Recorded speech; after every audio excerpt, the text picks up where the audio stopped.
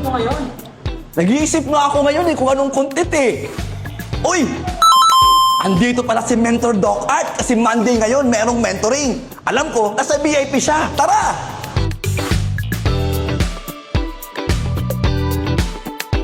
And andito na ako ngayon sa one-on-one presentation. At ayun yung VIP lunch. And pasok ka. And ito yung VIP lunch dito sa Tao Elevate. At dito natin i-interview si Mentor Doc Art. Pagkakaiba ng dalawa, malaki. Ang traditional, kapag wala kang idea, wala kang experience, possible malugi ka kahit gaano kalaki ang ilabas mong puhunan. Kasi hindi naman natuturuan kapag ikaw ay nandun na mismo sa pagninegosyo. Doon pala kahirap. Mahirap. Kasi ang traditional, malaki ang puhunan, malaki ang kitaan. Malit ang puhunan, malit ang kitaan. Tama. Pag wala experience, lalo na, delikado. Mahirap yun. Mahirap. O, kaya marami na mabaon sa utan sa mga nag-uumpisa ng traditional. Minsan ka lang makatsamba ng mga gandang negosyo pag traditional. Mentor, nag-traditional ka din ba? Dati, nagkaroon ako ng malit lang, baboyan sa kamanukan. Kamusta po? Meron din sa sari-sari store, pero sarasara, naging sarasara. Ang alaga ko naman na manok, nag-alaga ako ng 50, tapos sa baboy naman, nag-alaga ko 60. Good news naman, nabuhay sa manok, siguro mga 15 na lang. Nabuhay sa baboy, siguro mga 20 lang din. Ibig sabihin, Mentor, nalugi ka. Hindi mo ko alam eh. Hindi mo ako eksperyensado eh. Nagsubok lang naman ako, kaya napanood ko lang sa TV na may mga daw ganong negosyo. Wala naman, di man totoo. Napakahirap pala. Mahirap po. Siguro kung million ang puhunan mo, pwede siguro. Para mag-ganong-ganong ka man, at least may puhunan pa rin malaki. Ang multi-level marketing naman, ito pinaka-the best. Kapag gusto mo talaga mag-negosyo at napasok ka sa multi-level marketing, wala kang risk. Kasi wala ka nang mabayarang pwesto. Puhunan, napakaliit lang ang ilalabas mo para ka lang bumili na mas mahal pa nga cellphone eh. Mga ganyan. Tapos, wala kang asikasuhin permit. Wala ka namang kaba na hindi ako meet isang araw. Kasi, wala ka namang babayarang pwesto, wala kang babayarang tao. Ang intindi mo lang yung income mo. At ang good news doon, kahit wala kang experience, tuturuan ka ng mga leadership, tuturuan ka kung paano mag-handle ng mga objection. Kasi meron laging training, meron laging seminar ang multi-level marketing. Natuturuan ka on the spot. Yun ang advantage, Mentor. Yun ang pinaka-advantage doon. Kaya kahit wala ka experience sa multi-level marketing, kaya mo umangat ng paunti-unti. Yun ang pagkakaiba. At ang maganda pa doon, pwede mo gawing part-time. Yung traditional. Hindi mo pwedeng gawing part-time yun. May restaurant ka. Oo. Pag out mo sa trabaho mo, saka lang magbubukas. Tama. Kumusta naman ang customer mo dyan? Maglilipatan yan doon sa laging bukas. To be honest, Mentor, na-experience ko yung sinasabi mo. Di ba ganun talaga yon? So dapat pag nagnegosyo ka, full-time.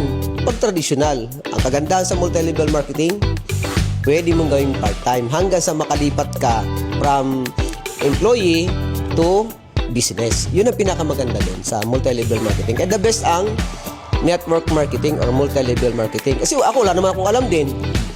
Alam ko lang, magmaneho ng jeep, magmaneho ng taxi. Mentor, dati kang taxi. Dati ako taxi driver sa jeep ng driver. Mas matagal ako sa jeep kasi 18 years ako. So, nung nakita ko ang multi-level marketing, laging may seminar, may teaching, para ako nag-aaral ng college. Sineryoso ko siya. That was the story. Napakaganda nangyari. Ibig sabihin, Mentor, pumasok ka sa network marketing, naging madali lang sa'yo. Naging madali, ko sabihin, kasi nga gusto ko. Nagiging mahirap na may isang bagay pag hindi mo gusto, pipilitan ka lang. Ibig sabihin, sa traditional, mas nahirapan ka compare sa network marketing. Oo naman, ang laki ng pagkakaiba. Talagang na mahirap sa traditional kasi traditional, talagang ubus oras mo dun. Kahit hating gabi, kailangan mo nandun ka. Hanggat maaari. Nandito. Multi-level marketing, pag nakabuo ka ng grupo, darating araw, para ka na investor. Sa ngayon, Mentor na nasa network marketing ka na, ano yung pagkakaiba ng buhay mo sa traditional ngayon sa nasa networking ka na? Yung buhay na meron ka. Nung ako nag-traditional, parang sasabi ko sa sarili ko, madali ako mamatay. Parang maiksi lang buhay ko doon. Grabe naman talaga. Kasi parang wala kang experience eh. Ang kapitbahay mo, mag-a-advise din sa iyo, mali-mali man. Kasi wala mo sila experience din. Nagkuhan lang siya, naghula-hula lang din. Ikaw naman, tatanga-tanga, sunod-sunod ka rin. Ayun tuloy, kalagas-lagas yung mga baboy, kalagas-lagas yung mga manok. Ganun nangyari. Sa multi-level marketing, sumunod ka lang sa upline mo, kung ano yung sinasabi na upline mo, sundin mo lang yung mga naging successful sa network marketing, sa multi-level marketing, kung anong kalagayan nila ngayon, yun magiging kalagayan mo sa darating na araw. Mentor, ano yung magiging maibibigay mong advice sa mga hindi pa member? Kasi siyempre yung iba, ayaw nila ng network marketing, gusto nila mag-traditional business. Mostly sa mga ating mga OFW dyan na gusto magnegosyo, negative sila sa ganito. Kasi gusto nila is, mag-ano na lang ako, magtindahan na lang ako, magmanuka na lang po ako. Ano yung pwede mong ma-advise sa kanila para i-offer natin kung gaano kaganda itong ginagawa natin na network marketing? Okay. Sa mga interesado na baguhin ang kanilang pamumuhay o sabihin natin na mga taong mapangarap, ang pinag-uusapan kasi ng pangarap, maiksi lang ang buhay ng tao eh. Akala mo mahaba. Pag nag-umpisa ka mangarap, hindi makukuha ng 24 hours. Yun ang pangarap. So ngayon, ang advice ko sa inyo, kung talaga nagbabala kayo na sumubok sa negosyo, hanggat maaari, try muna kayo sa multi-level marketing. Kasi ang negosyo talaga, friendship. Kung hindi ka marunong makipagkaibigan, hindi lalago ang negosyo mo. Hindi ka magiging mayaman. Ang kailangan mo lang maging friendly. Pag naging friendly ka, dito makuha yan sa network marketing gusto maging friendly. Kasi sa negosyo, kailangan... What if kung hindi friendly, mentor? Hindi pwedeng hindi. Kasi gusto mo yumaman eh. Bagay. Kasi pagyaman eh. Paano ka magiging mayaman? Mag-uumpisa ka pa lang kung di ka naman friendly. Kasi ang pera kasi, nasa maraming tao. Pag ipon-ipunin mo yon sa pamamagitan ng pagkaibigan. Sampulan ko kayo.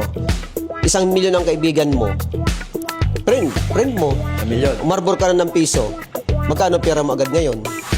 1 milyon. O 1 milyon din kagad eh. O what if nagnegosyo ka, 1 milyon ang mo, friend mo, lahat yun ay bumili sa'yo, kumita ka 5 piso araw-araw. Mayaman na! Yun. Ando na sikreto.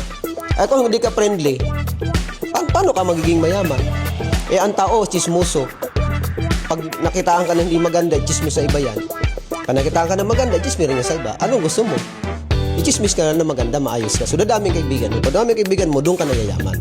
Yun ang sikreto ng pagyaman. Kaya kung gusto mo talaga matupad ang pangarap mo, I suggest na mag-start ka sa multi-level marketing. Wala namang mali sa traditional. Kung eksperyensado ka na, kung may alam ka na, walang problema dyan. Pero kung gusto mo mabilis, matuto sa negosyo, pasukin mo ang network marketing. Dito mahahasa ang sarili mo paano makipagkaibigan sa maraming tao. Alright. Last question, mentor. Last question. Ngayon, ano yung nangyari sa buhay mo nung na-involve ka sa ganitong negosyo na network marketing? Ano yung ginawa sa buhay mo? Yun na nga eh. Dati, mahaba ang serbisyo ko sa pagiging jeepney driver. 18 years, taxi driver for 4 years may get. Sa construction, mga 6 years din ako sa construction. Ngayon, sabi ko, parang walang nagbago sa buhay ko ha. Kasi dati jeepney driver ako, ngayon jeepney driver pa din. Kasi tinan mo yung susi ko. O, tinan mo susi ko. Wow! Grabe yan, mentor! Jeep pa rin eh. Kaya Wrangler nga lang. Hindi. Mahal yan, nasa 4 milyon yan. Yun ang kagandahan. So, ito, pang 7 kotse ko na to. Wow! Kasi meron din akong Camaro. Sinusundan ng jeep ay Camaro. So, wag natin kasi baka masyado. Basta pang 7 kotse ko na to. In short, mentor, gumanda yung buhay mo dito Dahil sa level marketing, dito sa Tao Kung Elevate. nakita ito, malamangin, artista ako. Reklamador. Daming reklamo sa buhay. Padrama! Drama, ayan. Buti na lang, mayroong multi-level marketing na nagturo sa akin paano masinso, paano gumanda ang buhay. Unti-unti lang. Nasa 14 years na ako nag-network marketing. Ang trabaho ko dyan, mga 5 taon lang. Trabaho. Tapos the rest, parang isi-isi na lang. Alaalagan na lang ng mga grupo. Yun ang pinakadabi sa network marketing. Kapag ka nagkaroon ka ng grupo. Okay. Mentor, maraming salamat sa iyo sa mga sagot mo. And then, naming natutunan. Yes! Grabe si Mentor Doc Art. Talaga, isa sa mga tinitiwalaan namin pagdating dito sa negosyo. Bakit? Siya lang naman ang mentor of all mentors dito sa Tao Elevate. Sa dami ng experiences niya, sa dami ng mga failures niya, pero tignan mo siya ngayon. Yung dating walang-wala. Diba? Sabi nga, jeepney driver. Diba? Pero ngayon, isa na sa pinakamagandang merong buhay dito sa ganitong industriya. Kaya guys, kayo, kung sino man kayo, diba? Mahirap man kayo, diba? Kung tulad din kayo ni Mentor Doc Art na empleyado, driver, pero na-involve dito sa Tao Elevate sa network marketing industry, for sure, kung ano nung mga nangyari sa kanya, mangyayari din sa inyo at sa lahat-lahat. Kaya guys, grabe, speechless po ako kasi nasaksihan ko din kung gaano kaganda ang buhay ngayon ng aming mentor, Doc Art. Kaya guys, bye-bye!